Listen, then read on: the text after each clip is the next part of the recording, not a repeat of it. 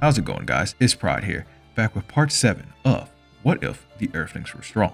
Last time we left off with Tien fighting Hit in a battle where the two seemingly were going back and forth in order to get an advantage during their fight. Hit, with his time skip, years of experience, and just being overall naturally stronger, versus Tien, with his unique Triclops abilities, vast versatility, and his overall knowledge of all the tactics that Hit already deploys, led the battle to be very much evenly matched. However, that was until the very end, where Hit pulled out a trump card that was never before seen, and no one can really be prepared for. So the battle that was once neck and neck, anyone can be the victor, is now completely one-sided, where Tien is looking like he is on his last legs, and Hit seemingly is as good as new. And the trouble only gets worse from there, as Hit describes to Tien that he is not the only one that has arrived on this planet in order to give the Triclops a very hard time. And that's where we see that Saonel and Pirina are both in a weakened and bloodied state against Frost, who is seemingly taking a different evolutionary path than that of Frieza. Things are looking grim for those who are looking to protect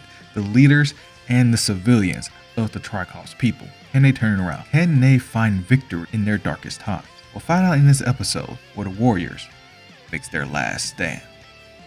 Saonel and Pirina are both extremely injured, and Frost is reigning over them, about to deliver one final move to end them, and going back to attack the rest of the Triclops until Hit has come back. But how did it come to this? How did they end up so injured against only one opponent, even after their training and hardships and their own growths of power? Well, let's rewind just a little bit to see how it all began.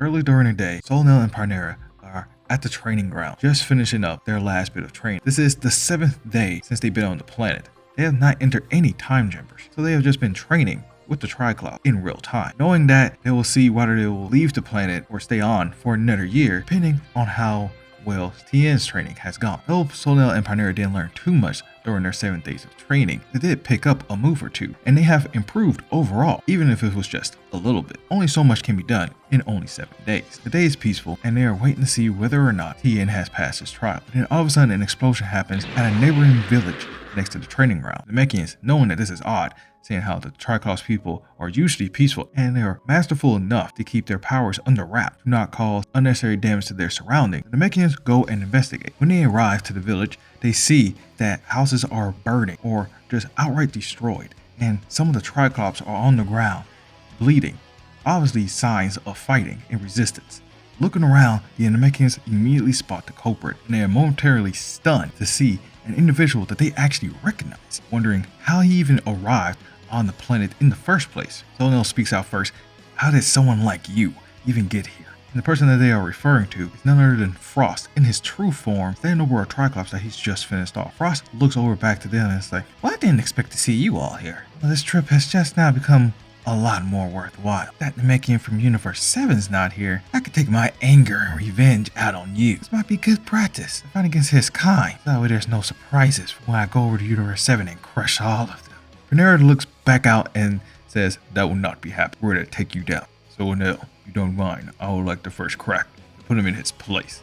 Saonel agrees and says he's going to try and find some survivors in the meantime. And with that, Saonel leaves. And the fight between Frost and Pirina starts, as Pirina charges forth with his hulking body, planning on just striking down at Frost and ending him in one clean blow. Frost, however, turns out to be even faster than Pirina, as he evades the blow and counterattacks. This leads Pirina to find out that Frost is very strong, maybe even stronger than him, and they continue to fight on for a couple of more minutes, with Pirina actually being on the defensive. He tries to get in a shot every once in a while, but truthfully, all he can really do is block. He didn't think that Frost would be this strong, especially with the power boost that Pirina has gotten from their own Dragon Balls. Thankfully, Saonel, after finding a couple of survivors and telling them to fly away and let them know that this area is clearly dangerous, Saonel comes back and helps out Pirina, as they are very much now above tag teaming, and he joins the fray, being just as fast as Frost, as Saonel is the faster of the two Namekians. This changes the dynamic a little bit, making the fight even more even, and actually Frost is now becoming on the back foot, as the teamwork with their perfect synergy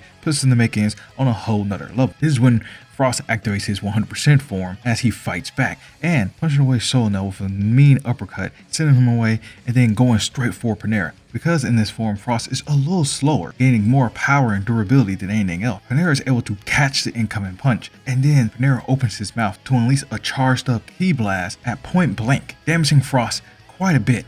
However, Frost doesn't shy away. Frost puts a hand on Pirina's chest and unleashes his own devastating blast, punching a hole straight through Panera's chest. Panera staggers a little bit before Frost can finish him off. Saonel, with one elongated arm, wraps it around Frost and yanks him back. Frost flies towards Saonel now and goes with the momentum and tries to charge and slam into Saonel. However, Saonel pulls with his other arm, has a keyblade already charged up to his maximum, planning on impaling Frost as he gets closer. Frost, seeing this at the last second, shrinks down to his regular size, lowering his mass so that way he can narrowly avoid being impaled while still being grappled by Saonel. Now Saonel still grazes Frost, leaving a severe wound, but not enough to be lethal. This angering Frost, as this is not going as great as he initially planned, as he grabs on to Saonel's arm that is wrapped around him and then starts rapidly punching Saonel, not letting him get away. Saonel is looking very damaged and hurt. That is until Panera shows back up, looking very much drained, but his chest is seemingly healed and regenerated, and he helps out Saonel. Saonel and Panera are coming up with more tag team ways to beat Frost as they currently are, while Frost is looking at them, nothing but hate in his eyes, mad that he can't beat him by himself, and also mad that his tactic of dividing them up isn't really working out. Seeing how they get back together faster than he can dispatch one. Frost yells out, "I am tired of this. This ends now," as he starts to power up. Saonel and Panera, knowing what happens in the Tournament of Power and has seen one of Frost's race looks like when they power up even further than this form, and 100%, thinks that Frost is about to go into his golden transformation. However, as Frost powers up, he doesn't change in color, but he's definitely a lot different. He is armored up and he's radiating immense power. Two Namekians, not wanting to waste any time, charges at Frost to continue their amazing teamwork that was actually working a little bit before. However, as Saonel comes in with a keyblade, descends it upon Frost's body, Keyblade actually stops and breaks against Frost's armor, causing no damage against Frost, as Frost is just standing there, enjoying the fact that they seemingly can't do anything to him. Both pause, noticing that their attacks have done nothing so far, and tries to disengage. However, Frost is not having this, as Frost blitz right in front of Saonel and punches him a couple of times, while also injecting Saonel with various degrees of poison needles. Panera, seeing this, tries to intervene, but it all happened way too fast, and by the time he reaches Frost, Saonel's already been launched away with numerous needles in his body. And Panera is also attacked in the same manner. Sees both the Namekians on the ground close to each other, riddled with poison needles, barely able to move, let alone stand up. Saonel and Panera are cursing their bad luck, insidious poison rampaging their body, while Frost is taking amusement in their suffering, asking them, "How does it feel? Does it sting?"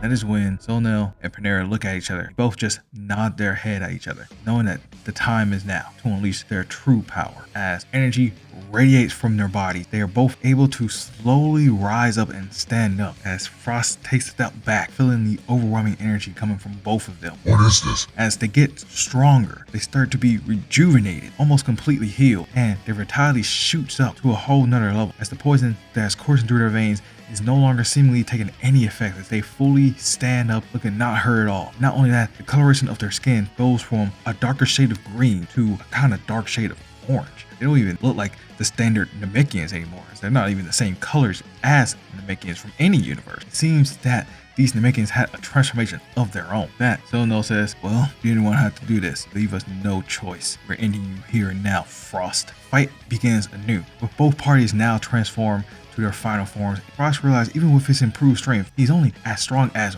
one of them. And that wouldn't be a problem, as he will probably make up for it by having some type of underhand tactic, another cheat that he has up the sleeve. But it doesn't matter because there's two of them, covering for each other's weaknesses. They're even showing signs of some of the training that they went through, as Saonel has the multiform ability, making 3 more of himself to gang upon Frost, while Panera is erecting walls at very convenient times to stop Frost's paths of retreat, making it so that way he can't back up without being interrupted and then being relentless attacked from multiple different directions from now 4 Saonels. And they don't take mercy upon Frost either, as 2 of the cones of Saonel holds down Frost, while Panera charges up a fully charged mouth cannon and unleashes it in one final all-consuming power upon the 3 of them, 2 Saonel clones and Frost, and erase those 3 entities from existence. Saonel and Panera both look around, making sure Frost is truly defeated, sensing for his energy anywhere it could be. And after a couple of minutes of finding nothing, decide to take it easy, take a deep breath, and power down, go back into their regular form, and take a nice breather. Still wondering to themselves, how did Frost get here? Back over to the time chamber, where Tien and Hit are fighting all over again. Hit seemingly renewed and back to 100%. No longer in his improved states though, as that has also been reset. But this fight is nonetheless extremely hard for Tien, as he is already on his last legs. He's already pushed his body to his limits and he's running low on energy. And to make it even worse, his third eye is kind of hazy. He's not able to use the advantage of being able to see Ki in the trajectory of where he's going to time skip anymore because it's no longer as reliable. So even though Hit is no longer improving, his time skip ability is just as effective, if not more effective now than it was at the beginning of their fight. However, to circumvent this just a little bit, Tien has deployed Kaioken times 20, so that way the time skip is now negligible in the grand scheme of things. Yes, this is more taxing on his body, but it's the only thing that he can think of in order to keep the advantage that he had going for him. Now he is slowly pushing Hit back with Kaioken times 20, but he knows that he has to end the fight sooner rather than later. Otherwise, Hit will improve again and quickly catch back up. Hit is not making this any easier, as he is deploying Ki clones and deploying punches from multiple different angles. Couple that with the fact that Hit is now using a very unorthodox style of fighting, making Tien having to adapt to this new style of fighting and not being able to read his movements as clearly as he did before. Time is only going on and Tien is getting weaker and weaker, as he was not able to use his healing ability to fully heal one of his forearms. It's still cut off. He healed it enough so that way he doesn't bleed out and cause more damage. But the rest of his energy is really used to keeping his body from being torn apart from the extreme stress that Kaioken times 20 is giving himself. Eventually, the fight goes on. Hit multiple ways of avoiding damage, stopping time, time skipping, and phasing in and out of reality. All of these ways are really stalling until he can improve himself even more, to the point where Tien will either have to go even further and beyond in Kaioken or just outright lose. Both opponents aren't holding anything back. All cards are on the table. Hit improves more and more. Tien is getting more and more in the back foot. He is straining more. His energy reserves are decreasing at a rapid pace. He's not sure how long he can get this up, but even with all of that, smile never leaves Tien's face. In fact, the more dire the situation gets, the more Tien is enjoying himself. Even Hit is seeing this, and he's wondering, has the Earthling lost his mind? Clearly, if this keeps up, Tien will lose. If not from Hit's own power, then from Tien's own exhaustion. However, Tien's not seeing that in the same way. In fact, Tien's thinking to himself, this is the first fight in a very, very long time where he's actually been able to compete. Not only that, been able to improve himself, strive himself to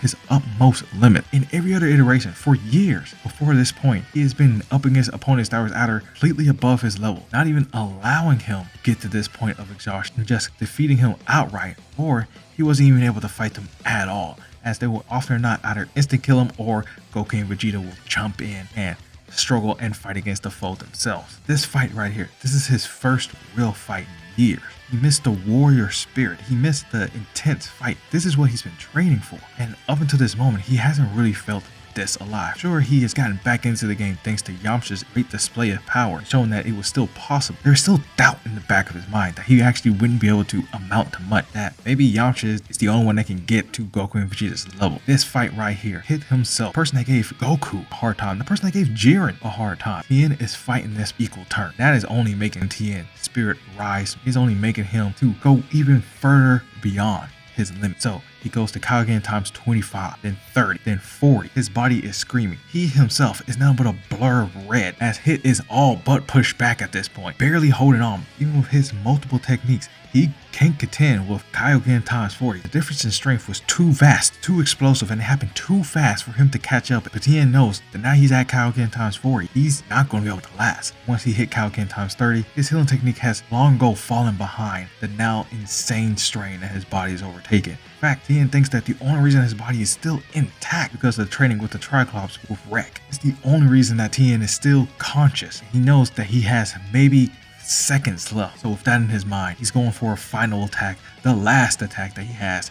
But at the same time, he's going to make sure Hit doesn't die from this attack. That way Hit can actually answer some questions if Tien lives enough to hear him. So Tien pauses for 1 minute second. Hit looks up at what Tien is doing. Tien putting his hands together to form the tri-beam right at his third eye, and his 2 lower arms form the triangle symbol indicating of a tri-beam. But he releases those arms, pulls them down as energy curves along and follows the movements of his arm, making visible energy lines trail down to an angular shape. And this image now represents him forming a giant triangle of energy. The energy is there, almost looking volatile thanks to the Kaioken, but he controls it, stills his mind. Now that the energy here, he lets the Kaioken go from his body. Feels extreme weakness for a second, but he concentrates. All happening in the span of 1 second. Triangle still there in front of him. He puts his hand close to it and pushes out towards the hit. As Tien screams out, "Spirit Trigon Stream!" And he pushes his hand forward as a stream of unrelenting energy as it flows out